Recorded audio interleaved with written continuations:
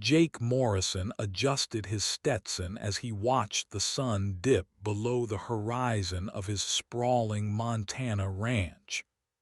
At 35, he'd built an empire from nothing. Oil wells, cattle, and smart investments had made him one of the wealthiest men in the state. His 10,000-acre property boasted a mansion that could house 50 people, but Jake lived there alone, save for his small staff. Maria Gonzalez had been his housekeeper for 3 years.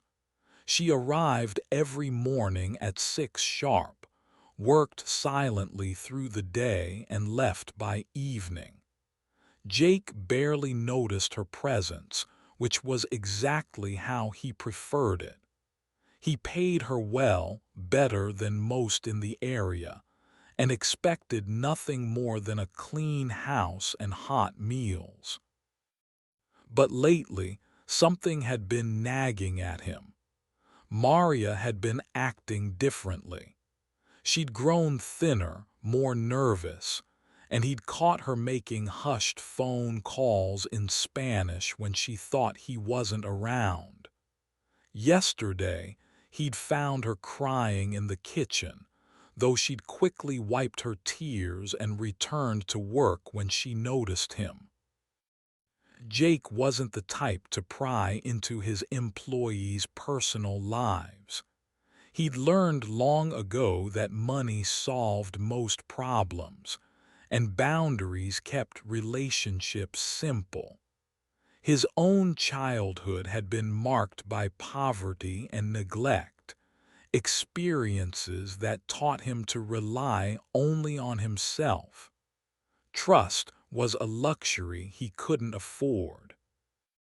That Tuesday morning, Maria seemed particularly distracted. She'd forgotten to refill his coffee, missed several spots while dusting, and dropped a plate while washing dishes. When Jake found her staring out the window instead of preparing lunch, he'd had enough. "Maria, is there a problem?" he asked, his voice carrying the authority that had built his fortune. She startled, nearly dropping the cloth in her hands. "No, Mr. Morrison, sorry, I was just—" She trailed off, unable to meet his eyes. "And just what?" "Nothing, sir. I'll get back to work." Jake studied her face, the dark circles under her eyes, the way her hands trembled slightly. For a moment, he considered pushing further, but his phone rang with a call about a drilling permit, and the moment passed. Later that afternoon, as Maria gathered her things to leave, Jake made an impulsive decision that would change everything. Instead of heading to his study as usual, he grabbed his truck keys and followed her aging Honda down the dusty road leading away from his property. He kept his distance, curious about where she went each evening. Did she have family nearby? Another job? The question had never occurred to him before, but now it seemed important to know. Maria's car turned off the main road onto a series of increasingly run-down streets. Jake's truck, a top-of-the-line Ford F-350, felt conspicuous in this neighborhood of small houses and chain-link fences. He'd grown up in places like this, but it had been years since he'd ventured beyond his insulated world of wealth and privilege. When Maria finally stopped, Jake parked several houses away and watched as she hurried toward a small, weathered house with a sagging porch and overgrown yard. Jake sat in his truck, engine idling, as he watched Maria disappear into the modest house. The neighborhood was a stark contrast to his sprawling ranch. Houses packed tightly together, most in need of paint and repair. Children's toys scattered across small yards, and the sound of barking dogs filled the evening air. He felt foolish for following her. What had he expected to discover? That his quiet, efficient housekeeper lived like everyone else who wasn't blessed with oil money and business acumen. He was about to drive away when he noticed something that made him pause. An older man in a wheelchair sat on the house's front porch, partially hidden by shadows. Even from a distance, Jake could see the man's frail condition. His head lolled to one side, and his arms lay motionless in his lap.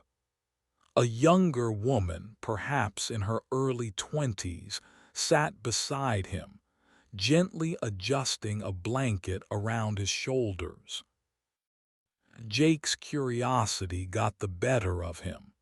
He stepped out of his truck and walked closer, staying on the opposite side of the street. Through the house's lit windows, he could see Maria moving around inside, preparing what looked like dinner. The scene painted a picture he hadn't expected. Maria wasn't just an employee going home to rest. She was a caregiver entering her second shift. The young woman on the porch noticed his truck and stared in his direction. Jake pretended to check his phone, but he could feel her watching him. After a few minutes, she wheeled the older man inside, and Jake caught a glimpse of Maria rushing to help. Questions multiplied in his mind. Who was the man in the wheelchair? Why hadn't Maria ever mentioned family responsibilities? And why did seeing this modest house and its struggling occupants make him feel so unsettled? His phone buzzed with a text from his property manager about a fence repair, snapping him back to reality. Jake returned to his truck and drove home, but the image of Maria's tired face now made sense. She wasn't just working for him. She was supporting what appeared to be a family in crisis. That night, Jake found himself packing his empty mansion, unable to shake what he'd witnessed. He'd built his fortune by understanding people's motivations, reading their needs and weaknesses. But Maria had worked for him for 3 years, and he'd never bothered to learn anything about her life beyond her work schedule. He pulled out his laptop and did something he'd never done before. He looked up Maria's address. The house belonged to Roberto Gonzalez, age 62, according to public records. A quick search revealed that Roberto owned a small auto repair shop that had recently closed due to unpaid taxes and liens. Jake closed his laptop, feeling like he'd invaded Maria's privacy, yet unable to stop thinking about what he'd discovered. He'd always prided himself on being a fair employer, paying good wages and providing health insurance. But seeing Maria's reality made him realize how little he actually knew about the people who worked for him. The next morning, Maria arrived at her usual time, but Jake found himself watching her differently. Every movement seemed weighted with exhaustion, every smile forced. When she served his breakfast, he noticed her hands shaking slightly as she poured his coffee. The following day, Jake couldn't concentrate on his usual business calls. Every time he looked at Maria, he saw the image of that wheelchair-bound man and the young woman on the porch. His curiosity had transformed into something deeper, a recognition that his employee's life was far more complicated than he'd ever imagined.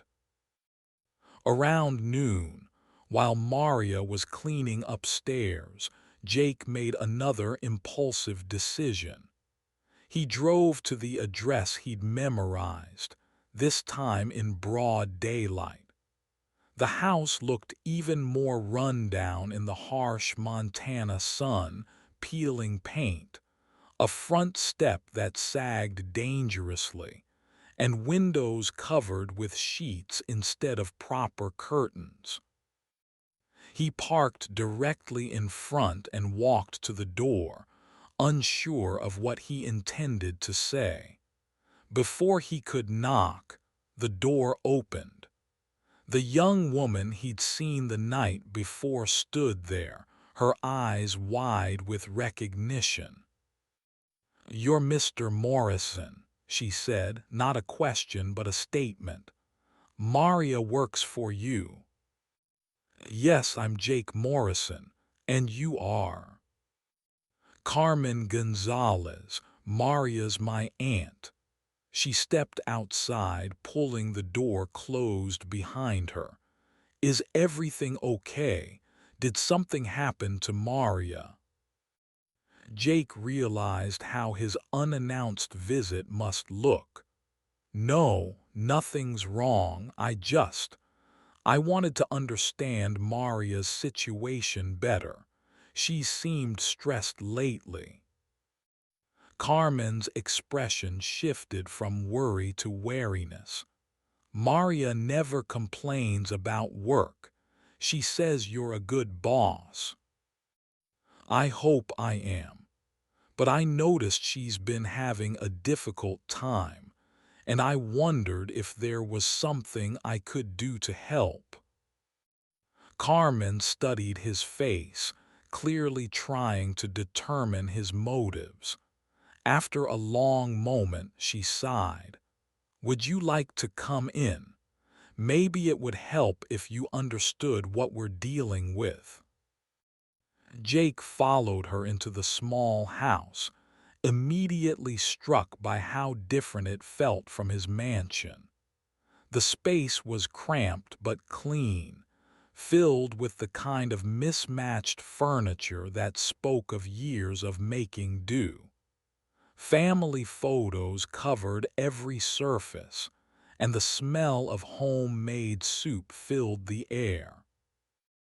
"That's my grandfather," Carmen said, gesturing toward the living room where the older man sat in his wheelchair, staring blankly at a television. "Roberto Gonzalez. He had a stroke 2 years ago. Lost his business, his ability to work, everything." Jake approached the wheelchair, and Roberto looked up at him with eyes that seemed to recognize nothing. "I'm sorry," Jake said softly. "The medical bills destroyed us," Carmen continued. "Medicare doesn't cover everything, and the medications he needs cost more than most people make in a month. Maria took the job with you to help support us. She works for you all day, then comes home to help me take care of him." Jake felt a weight settling in his chest. "What about other family?" "It's just us. My parents died in a car accident when I was 16. Maria raised me after that. Now I'm 22, trying to finish nursing school while helping with Grandpa. Maria insisted I stay in school, said it was the only way to break the cycle. The pieces fell into place. Maria's exhaustion, her distraction, the phone calls he'd overheard. She wasn't just an employee earning a paycheck. She was holding together a family on the edge of collapse. "How much do you need?" Jake asked, the question slipping out before he could stop himself. Carmen's eyes narrowed. "We don't want charity, Mr. Morrison. Maria would be furious if she knew I was talking to you about this." Jake held up his hands, recognizing the pride in Carmen's voice, the same pride that had driven him from poverty to wealth. "I'm not offering charity. I'm trying to understand why my best employee has been struggling and what I can do as her employer to help." Carmen moved to adjust her grandfather's blanket, her movements gentle but efficient. "Maria doesn't want anyone to know about our situation. She's afraid you'll think she can't handle her job." "She's wrong about that. Maria is the most reliable person I've ever employed. I've never had to ask her to redo anything or remind her of her responsibilities." "That's because she works herself to death to make sure everything's perfect," Carmen said, her voice tight with emotion. "She leaves here at 5:30 in the morning and doesn't get back until after 7 at night. Then she helps me with Grandpa's evening routine, does laundry, and stays up until midnight going through medical bills and trying to figure out how to pay them." Jake looked around the small living room, noting the carefully arranged medical equipment. A hospital bed folded in the corner, oxygen tanks, and dozens of prescription bottles lined up on a card table. The television was old, the carpet worn thin, but everything was spotlessly clean. "The stroke damaged his brain," Carmen explained, following Jake's gaze. "Some days he recognizes us, some days he doesn't. He needs help with everything: eating, bathing, taking his medications. I do most of it, but Maria helps whenever she can." Roberto made a soft sound, and Carmen immediately went to his side, checking his position and offering him water through a straw. Jake watched the interaction, struck by the young woman's competence and patience. "You said you're in nursing school." "Second year. I want to specialize in stroke recovery and rehabilitation. Seemed like the right choice after everything we've been through." Carmen's smile was tired but genuine. "Maria sacrificed her own dreams to raise me after my parents died. Now I want to build a career that can support all of us." Jake found himself thinking about his own journey from poverty to wealth. He'd been ruthless in his pursuit of success, cutting ties with anyone who might hold him back. But Maria had chosen a different path, one of loyalty and sacrifice that he was only beginning to understand. "What kind of medical bills are we talking about?" he asked. Carmen hesitated. "I shouldn't be discussing this with you.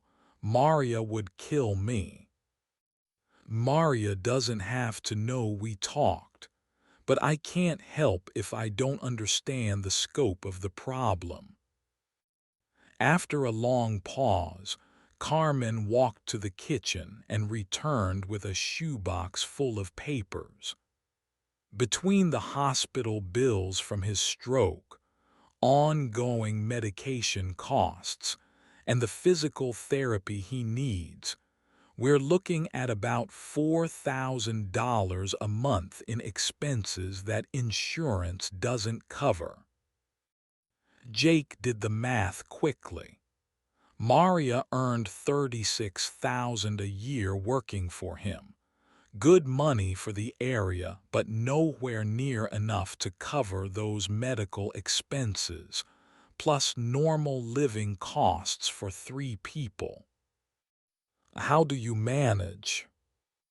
We don't, really. We're 3 months behind on the mortgage, and the bank is threatening foreclosure. We've sold everything we could sell. Maria picked up a weekend job cleaning offices, but it's not enough. The weight of Maria's situation hit Jake like a physical blow. While he'd been living in luxury, his employee had been working herself to exhaustion trying to hold her family together. Jake stared at the shoebox full of medical bills, each one representing a choice between Roberto's care and the family's basic needs. He'd made more money in a single oil deal than this family would see in a lifetime. Yet Maria had never once asked him for help or even hinted at her struggles. "There's something else," Carmen said quietly, glancing toward the kitchen. "Maria's been having chest pains. She thinks I don't notice, but I see her clutching her chest sometimes, especially when she's stressed about the bills. I've begged her to see a doctor, but she says we can't afford it." The revelation sent a chill through Jake. Maria was literally working herself to death, and he'd been completely oblivious. How long has this been going on? "A few months. It's getting worse. Yesterday she had to sit down twice while doing laundry because she couldn't catch her breath." Jake's mind raced. He'd built his fortune by solving problems, but this wasn't a business deal or a contract negotiation. This was about human beings struggling to survive, about a woman who'd been quietly carrying an impossible burden while maintaining perfect professionalism at work. "I need to ask you something," Jake said, "and I want you to be completely honest. If I were to help, really help, not just throw money at the problem, would Maria accept it?" Carmen shook her head. "She's too proud, and she's terrified of losing her job. She thinks if you know about our problems, you'll decide she's too much trouble and find someone else." "That's not going to happen. Maria is the best employee I've ever had. But I need to find a way to help that doesn't make her feel like charity." Roberto made another sound, and this time his eyes seemed to focus on Jake. For a moment, there was clarity there, as if the older man was trying to communicate something important. "Some days he's more aware than others," Carmen explained. "The doctors say it's normal with his type of brain injury." Jake knelt beside the wheelchair, meeting Roberto's gaze. "Sir, your family is taking very good care of you. Maria is an exceptional woman." Roberto's mouth moved and Jake leaned closer to hear the whispered words, "She. Good girl, always. Good girl." The simple statement hit Jake harder than any business presentation or financial report ever had. Here was a man who'd lost almost everything, yet his concern was still for the granddaughter who'd sacrificed her own dreams to care for him. "Yes, she is," Jake agreed, "and I'm going to make sure she gets the help she deserves." Carmen looked skeptical. "How? She won't accept direct help and she's too proud to admit she needs it." Jake stood up, his mind already working through possibilities. "Leave that to me, but I need you to promise me something. If Maria's chest pains get worse, you call me immediately. Here's my personal number." He handed Carmen a business card. "I don't care what time it is or what she says about not wanting to bother me." Carmen took the card, studying it. "Why do you care so much? Most employers wouldn't get involved in their workers' personal problems." It was a fair question, and Jake found himself thinking about his own past. "Because I know what it's like to struggle and feel like nobody cares. Maria has been taking care of everyone else. It's time someone took care of her." As Jake prepared to leave, Roberto reached out with a shaking hand and grasped his wrist. The grip was weak, but the message was clear, a desperate father's plea for help for his family. "I understand," Jake told him. "I'm going to fix this." Jake drove back to his ranch with his mind spinning. The contrast between his empty mansion and the Gonzalez family's cramped but love-filled home couldn't have been starker. For the first time in years, his wealth felt less like an achievement and more like a responsibility he'd been ignoring.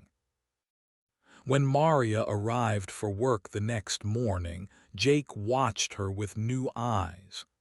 She moved efficiently through her tasks, but he could see the exhaustion Carmen had described. When she bent to pick up something, she paused slightly, one hand pressed to her chest. The gesture was so brief he would have missed it before, but now it sent alarm bells through his mind. "Maria," he called as she was preparing to leave that evening. She appeared in his study doorway looking nervous. "Yes, Mr. Morrison. I've been thinking about giving you a raise. You've been with me for 3 years, and your work has been exceptional." Maria's eyes widened. "That's very generous, sir, but my current salary is already very fair." "It's not about fair. It's about recognizing value. I'm doubling your salary, effective immediately." The color drained from Maria's face. "Mr. Morrison, I can't accept that, it's too much." Jake had anticipated this reaction. "It's not charity, Maria. I've been reviewing my household expenses, and I've realized I've been underpaying for the level of service you provide. This is a business decision." "But, sir—" "Additionally, I'm adding comprehensive health insurance for you and your family members. The policy will cover everything: doctor visits, medications, emergency care, specialists." Maria gripped the door frame, her knuckles white. I don't understand. Have I done something wrong? Is this some kind of test? Jake set down his pen and looked at her directly. Maria, in 3 years, have you ever called in sick? No, sir. Have you ever been late? No, sir. Have you ever done anything less than perfect work? I try my best. You exceed every expectation I have. You keep this house running so smoothly that I never have to think about it. You anticipate my needs before I know I have them. You've earned every penny of this raise and more. Tears welled in Maria's eyes. Mr. Morrison, I need to tell you something. I have family obligations that— Stop, Jake interrupted gently. Whatever your personal situation is, it's none of my business unless you want to share it. What I know is that you're a dedicated employee who deserves proper compensation. The only thing I ask is that you take care of your health. If you ever need time off for medical appointments or family emergencies, just let me know. Maria wiped her eyes with the back of her hand. I don't know what to say. Say you'll accept the raise and use the health insurance. Say you'll stop working yourself to death because you think you have to prove something to me. For a moment, Maria just stood there, overwhelmed. Then she nodded. Thank you, Mr. Morrison. You have no idea what this means to my family. I think I have some idea, Jake said quietly. Now go home and get some rest. Tomorrow, I want you to call the doctor and schedule a complete physical. Consider it a work requirement. After Maria left, Jake sat in his study feeling lighter than he had in months. The money meant nothing to him. He spent more on a single business dinner than Maria's entire previous annual salary. But seeing the relief and gratitude in her eyes had been worth more than any successful oil deal. 3 weeks later, Jake noticed the change in Maria immediately. The dark circles under her eyes had faded, her movements were more energetic, and she'd regained some of the weight she'd lost. Most importantly, he hadn't seen her clutch her chest once since she'd started getting proper medical care. The doctor had diagnosed her with stress-induced heart palpitations and mild hypertension, serious conditions that could have become life-threatening if left untreated. The medication and stress reduction techniques were already making a difference. But Jake's involvement in the Gonzalez family's life was far from over. Late one evening, his phone rang.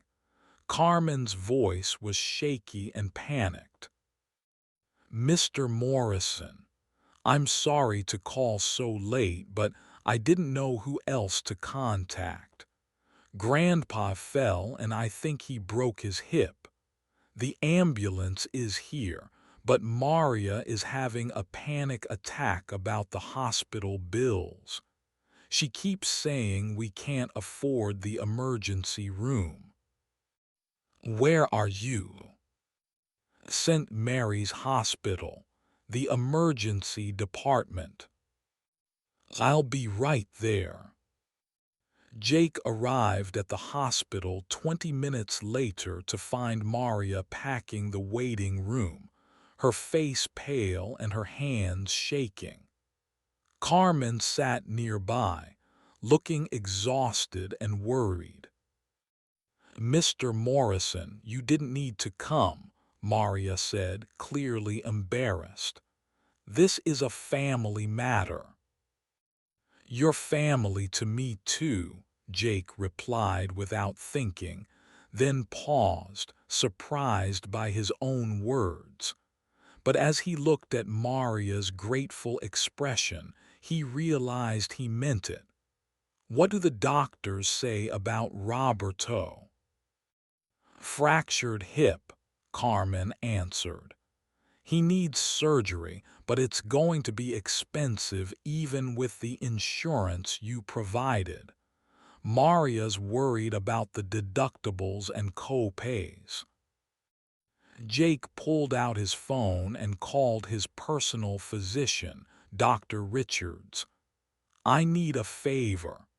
I have a friend at St. Mary's who needs the best orthopedic surgeon available for hip surgery. Money is no object." Within an hour, Dr. Sarah Chen, one of the state's top orthopedic specialists, was examining Roberto. She explained that while the fracture was serious, the surgery had an excellent success rate for patients his age. "The recovery will take time," Dr. Chen told the family. "He'll need physical therapy and possibly temporary placement in a skilled nursing facility." Maria's face fell. "We can't afford." "Everything is covered," Jake interrupted. "Whatever insurance doesn't pay, I will." Maria turned to him, tears streaming down her face. "Mr. Morrison, this is too much. I can't accept this level of help." Jake thought about Roberto's whispered words, "Good girl, always good girl," and about the young woman who'd worked 3 jobs to support her family without ever complaining. "Maria, let me tell you a story. When I was 12 years old, my father left and my mother worked 3 jobs to keep us fed. One winter, our heat was shut off because we couldn't pay the bill. I got pneumonia and ended up in the hospital. A stranger, a businessman whose office my mother cleaned, paid our hospital bill and had our heat turned back on. He told my mother the same thing I'm telling you. Sometimes we help each other because we can, not because we owe each other anything." Maria wiped her eyes. "What happened to that man?" "I never saw him again, but I promised myself that when I had the means, I'd pay it forward. You're not accepting charity, Maria. You're accepting help from someone who understands what it means to struggle." Carmen, who had been listening quietly, spoke up. "Aunt Maria, maybe it's time to stop being so proud and start being grateful. Mr. Morrison is trying to help our family." Roberto's surgery was successful, but his recovery would be long and challenging. During the 2 weeks he spent in the hospital, Jake found himself becoming more involved in the family's daily life than he'd ever intended. He visited Roberto regularly, bringing books and ensuring the older man had everything he needed. He also got to know Carmen better, impressed by her dedication to her nursing studies despite the family crisis. "I've been thinking about your career plans," Jake told Carmen one afternoon as they sat in Roberto's hospital room. "Have you considered what you'll do after graduation?" I hope to work in rehabilitation medicine, maybe eventually open a clinic that specializes in stroke recovery. But that's a long way off. Right now, I just need to focus on finishing school and helping Grandpa get better. Jake nodded, filing the information away. He'd been formulating a plan that would benefit everyone, but it would require careful timing and presentation. When Roberto was discharged, Jake had arranged for a hospital bed and physical therapy equipment to be delivered to the Gonzalez house. He'd also quietly arranged for a home health aide to assist with Roberto's care during the day while Maria was at work and Carmen was in classes. "Mr. Morrison," Maria said one evening as she prepared to leave his ranch, "I need to talk to you about something important." Jake looked up from his laptop, nodding the serious expression on her face. "What's on your mind?" "All this help you've been giving my family. People are starting to talk. Some of the other women who work in town are saying things about why you're being so generous to me." Jake felt anger flash through him. "What kind of things?" Maria's cheeks reddened. "They're suggesting that our relationship is inappropriate, that no employer would do so much for an employee unless he wanted something in return." The implication made Jake's jaw clench. "And what do you think?" "I think you're a good man who's helping my family out of kindness, but I'm worried about my reputation and yours. Maybe I should look for another job." "Absolutely not," Jake said firmly. "Maria, let me make something crystal clear. You are an exceptional employee and a good person who deserves help. Anyone who suggests otherwise is a small-minded gossip who doesn't understand what real generosity looks like." "But Mr. Morrison—" "No buts. You're not going anywhere, and I'm not going to stop helping your family because some people have dirty minds. In fact, I think it's time I made my intentions completely clear to everyone." Jake pulled out his phone and called his lawyer. "Jim, I need you to set up a meeting with the mayor and the city council. I want to discuss a community health initiative I'm planning." Maria looked confused. "What kind of health initiative?" Jake smiled. "The Roberto Gonzalez Community Care Center, a facility that provides affordable rehabilitation services, home health care, and support for families dealing with serious medical conditions. I'm going to ask your grandfather if I can name it after him."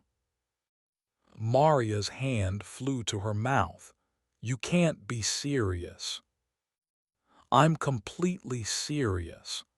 I've been looking for a way to give back to the community, and your family's situation has shown me exactly what's needed. Carmen's going to run it once she finishes her nursing degree." I don't know what to say." "Say you'll help me plan it. Say you'll let Carmen know that her dream of opening a rehabilitation clinic is about to become reality. And say you'll stop worrying about what small-minded people think about a successful businessman helping a hardworking family." Maria sat down heavily in the chair across from Jake's desk. This is all happening so fast. 6 months ago, we were about to lose our house.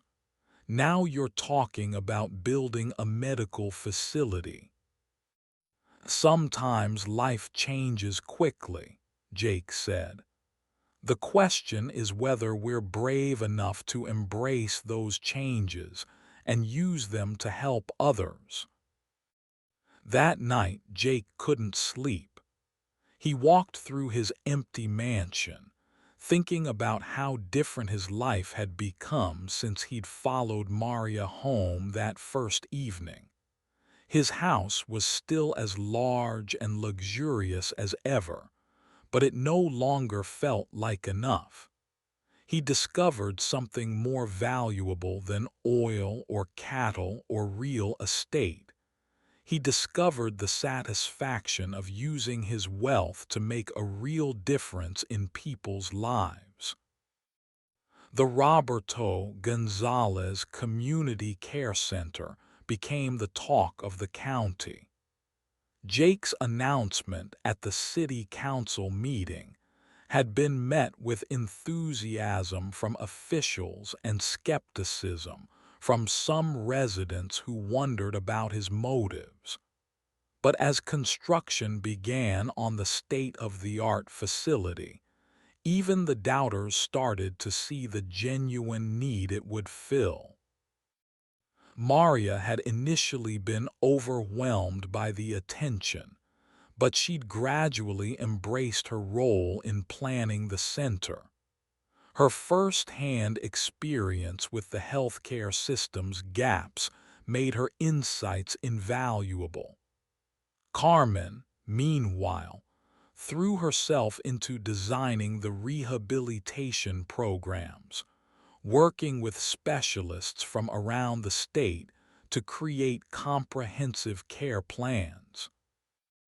"I still can't believe this is real," Carmen said one afternoon as she and Jake toured the construction site. "A year ago, I thought I'd spend my whole career working for someone else's clinic. Now I'm going to be running my own facility." "You've earned it," Jake replied. "Your dedication to your grandfather's care showed me exactly the kind of person I wanted to lead this project." The center would employ 12 full-time staff members, including nurses, physical therapists, social workers, and home health aides. Jake had quietly arranged for several local residents to receive scholarships for healthcare training, ensuring the center would have a steady supply of qualified workers from the community. But not everyone was pleased with Jake's generosity. A group of longtime residents, led by a man named Harold Brennan, who owned several rental properties in town, had begun spreading rumors about Jake's relationship with Maria. They suggested that the community center was an elaborate scheme to impress a woman, and that Jake was being manipulated by his housekeeper. The rumors came to a head during a town hall meeting about the center's staffing plans. Harold stood up during the public comment period, his voice carrying across the packed room. "I think we all need to ask ourselves why Mr. Morrison is suddenly so interested in helping one particular family," Harold said. "This community has plenty of needy people, but he's only helping the ones connected to his employee." The insinuation was clear, and Jake felt his temper flare. But before he could respond, an unexpected voice cut through the tension. "Harold Brennan, You should be ashamed of yourself."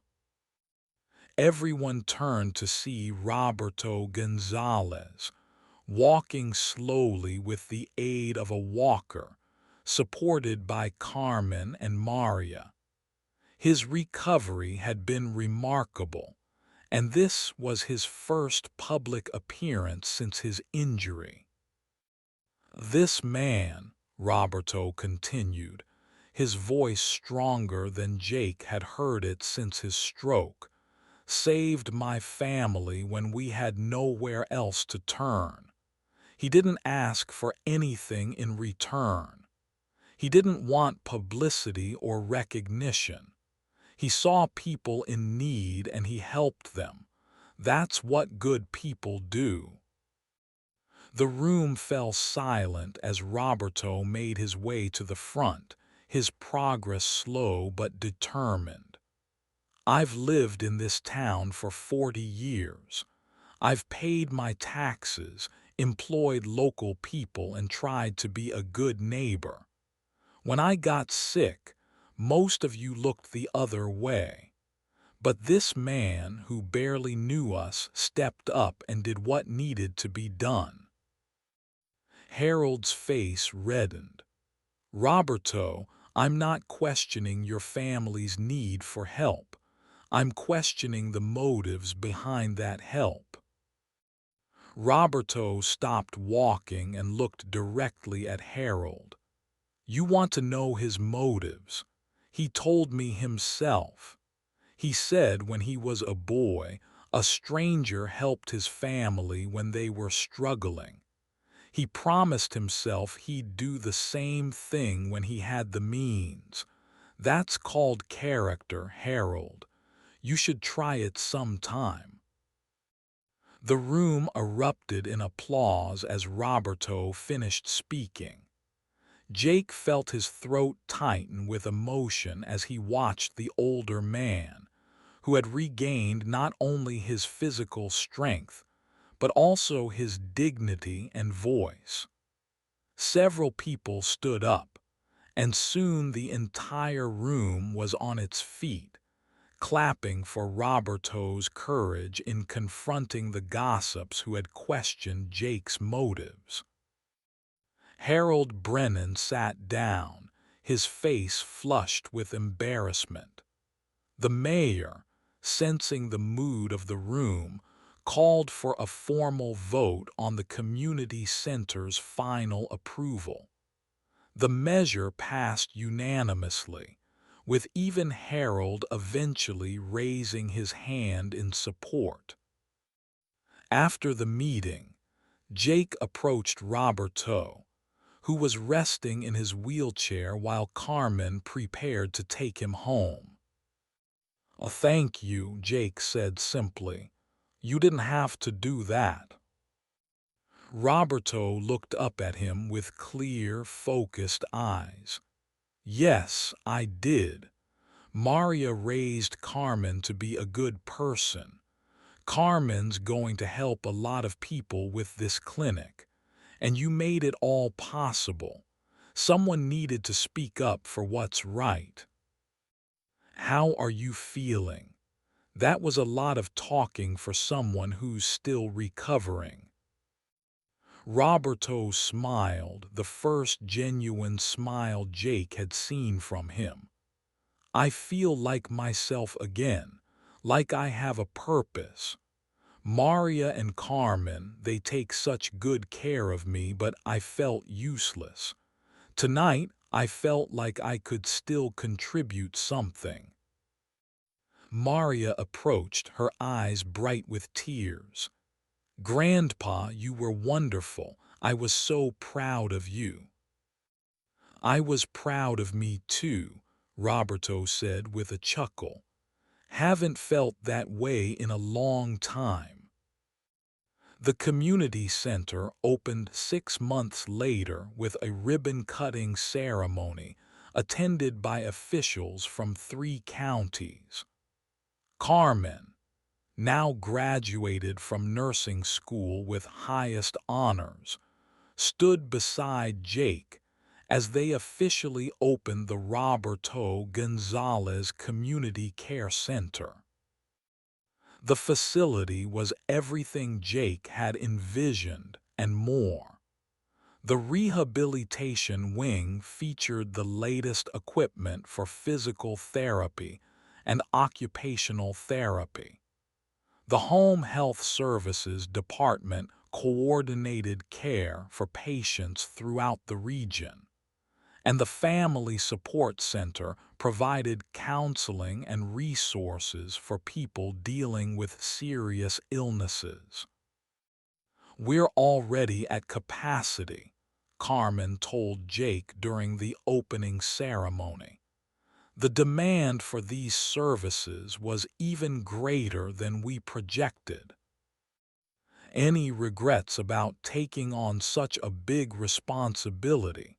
Jake asked. Carmen looked around the bustling facility, watching patients working with therapists, families meeting with social workers, and staff members moving efficiently through their duties. "None at all. This is exactly what I dreamed of doing with my career." Maria, now serving as the center's community outreach coordinator, in addition to her continued work at Jake's ranch, oversaw the volunteer program and family support services. Her own experience navigating the healthcare system made her uniquely qualified to help other families facing similar challenges. "The applications for our volunteer training program are incredible," she told Jake. "We have more people wanting to help than we have positions for them." Jake nodded, pleased but not surprised. The center had tapped into something important in the community: people's desire to help their neighbors, combined with the proper resources and organization to make that help effective. But the real measure of the center's success wasn't in statistics or capacity numbers. It was in stories like the Martinez family, whose teenage son was recovering from a car accident with the help of the center's rehabilitation team, or the elderly widow who was able to stay in her own home thanks to the visiting nurse program, or the young mother whose husband's cancer treatment was being coordinated by the center's social workers. 1 year after the center opened, Jake found himself reflecting on how much his life had changed. His ranch was still his home, but it no longer felt like an isolated fortress.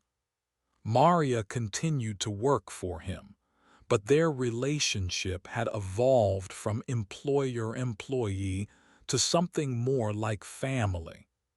Carmen had become like a niece to him, seeking his advice on everything from career decisions to dating. And Roberto, now walking without assistance and volunteering at the center's front desk, had become a trusted friend and advisor.